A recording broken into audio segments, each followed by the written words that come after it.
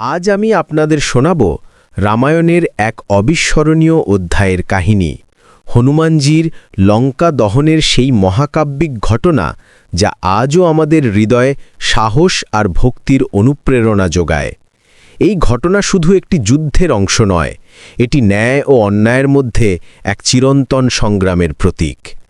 এমন এক কাহিনী যা প্রমাণ করে যে সত্যের শক্তির কাছে কোনো অহংকারই টিকতে পারে না। সীতা মাতার সন্ধানে দীর্ঘ যাত্রার পর লঙ্কায় পৌঁছেছেন মহাবীর হনুমান। ১০০ যোজন সমুদ্র পেরিয়ে এই দানবদের দ্বীপে পা রাখতেই তিনি বুঝতে পারলেন এ কোনো সাধারণ স্থান নয়। চারদিকে সোনার প্রাসাদ, মণিমুক্তয় সাজানো অট্টালিকা, রাস্তাঘাট সবই মসৃণ মার্বেল পাথরে বাঁধানো। কিন্তু এই সৌন্দর্যের আড়ালে লুকিয়েছিল গভীর অন্ধকার। এ ছিল অধর্মের রাজত্ব, যেখানে শক্তিই ছিল একমাত্র নিয়ম। অশোকবাটিকায় সীতা মাকে খুঁজে পেয়েছেন, রামের আংটি দিয়েছেন। মা সীতার চোখের অশ্রু দেখে হনুমানের হৃদয় ব্যথায় ভরে গেল। তিনি দেখলেন কিভাবে নিরীহ সীতা মা রাক্ষসীদের ভয়ে কাঁপছেন, কিভাবে তার মুখ শুকিয়ে গেছে দুঃখে। এই দৃশ্য দেখে হনুমানের মনে ক্রোধের আগুন জ্বলে উঠল। কিন্তু রাবণের দরবারে ধরা পড়ার পর যা ঘটল তা ছিল এক অভূতপূর্ব ঘটনা। রাবণের বিশাল সভাকক্ষে দাঁড়িয়ে হনুমান বজ্রকণ্ঠে ঘোষণা করলেন, আমি রামের দূত, সীতামাকে ফিরিয়ে দাও, নইলে তোমার সর্বনাশ অবশ্যম্ভাবী। ১০ মুখ রাবণের ১০টি মুখেই ফুটে উঠল ক্রোধ আর অহংকার। তার চোখ জ্বলছে রাগে, দাঁত কিরমির করছে ক্রোধে। কিন্তু অহংকারী রাবণ হাসতে হাসতে বলল, এই বানরকে শাস্তি দাও, এর লেজে আগুন লাগিয়ে দাও। সভার রাক্ষসরা হর্ষধ্বনি দিয়ে উঠল। তারা ভাবল এ তো খুবই সহজ কাজ।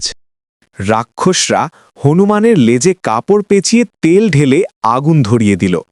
লেজটা দীর্ঘ হতে হতে পুরো সভা কক্ষ জুড়ে ছড়িয়ে গেল। কিন্তু তারা জানত না এই আগুনই হবে লঙ্কার ধ্বংসের কারণ। হনুমান মনে মনে হাসলেন। তিনি জানতেন এই আগুন তার কিছুই করতে পারবে না, কারণ তিনি পবনপুত্র, আগুনের দেবতা অগ্নিদেবের বন্ধু। তার গুরু সূর্যদেব স্বয়ং তাকে আশীর্বাদ দিয়েছেন যে কোনো আগুন তার ক্ষতি করতে পারবে না। লঙ্কার রাস্তায় হনুমানকে নিয়ে শোভাযাত্রা শুরু হল। হাজার হাজার রাক্ষস জড়ো হয়েছে তামাশা দেখতে। তারা হাসাহাসি করছে, ভাবছে এক বানর কি আর করতে পারে। কিন্তু হঠাৎ হনুমান তার দেহ ছোট করে ফেললেন। দড়ি থেকে মুক্ত হয়ে তিনি আকাশে লাফিয়ে উঠলেন। লেজের আগুন জ্বলছে, কিন্তু তার কোনো ক্ষতি হচ্ছে না। রাক্ষসরা অবাক হয়ে তাকিয়ে রইল। তাদের চোখ ছানা বড়া, মুখ হাঁ হয়ে গেছে। এবার শুরু হলো লঙ্কার ধ্বংসলীলা। হনুমান প্রথমে রাবণের সোনার প্রাসাদের ছাদে নেমে গেলেন। তার জ্বলন্ত লেজ ছুঁয়ে দিলেন সোনার কারুকাজে। মুহূর্তেই আগুন ছড়িয়ে গেল পুরো প্রাসাদে। সোনার স্তম্ভগুলো গলে পড়তে লাগলো গরম মোমের মতো। মণিমুক্ত খচিত দেয়াল ফেটে চৌচির হয়ে গেল। तो दोस्तों, आज का ये सेगमेंट यहीं समाप्त होता है। उम्मीद करता हूं कि आपको ये जानकारी पसंद आई होगी और कुछ नया सीखने को मिला होगा। कल फिर मिलेंगे एक नए एपिसोड के साथ, जहां हम और भी दिलचस्प टॉपिक्स पर बात करेंगे। तब तक के लिए अपना ख्याल रखिए और सीखते रहिए। अगर आपको आज का कंटेंट अच्छा लगा है तो प्लीज़ लाइक करना ना भूलें और हमारे चैनल को सब्सक्राइब भी कर दीजिए। आपका सपोर्ट हमें मोटिवेट करता है और बेहतर कंटेंट बनाने की प्रेरणा देता है।